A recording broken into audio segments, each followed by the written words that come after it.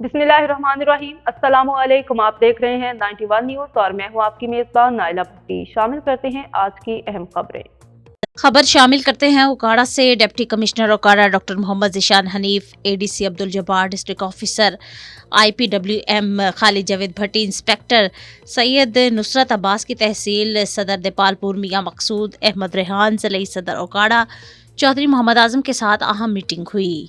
दौर ने petrol pumps के हवाले से मसाइल के हवाले से भरपूर नुमाइंदगी की। Deputy commissioner doctor Mohammad Zeeshan Hanif ने कहा कि पंजाब हुकूमत की हदायत की रोशनी में आवाम को रिलीफ फराहम करना हमारी अव्वलीन तरजीह है। पेट्रोल और डीजल को गैर कानूनी तौर पर स्टॉक करने और फरोख्त न करने वाले पेट्रोल पंप्स मालिकान के खिलाफ कार्रवाई का अमल तेज कर दिया गया है।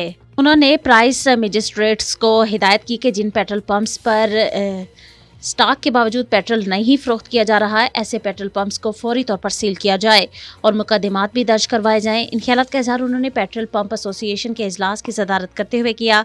इस मौका पर पेट्रोल पंप्स एसोसिएशन जिला उकाड़ा के सदर चौधरी मोहम्मद आजिम, तहसील सदर देपालपुर मियां मकसूद अहमद रेहान और इनके नुमाइंदों ने शिरकत की।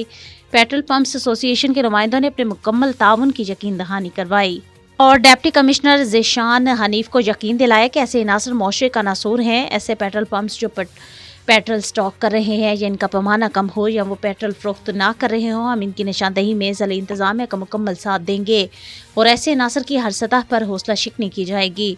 ज़िला भर में गैर कानूनी मिनी पेट्रोल पंप के खिलाफ भी फौरी तौर पर कार्रवाई की जाएगी।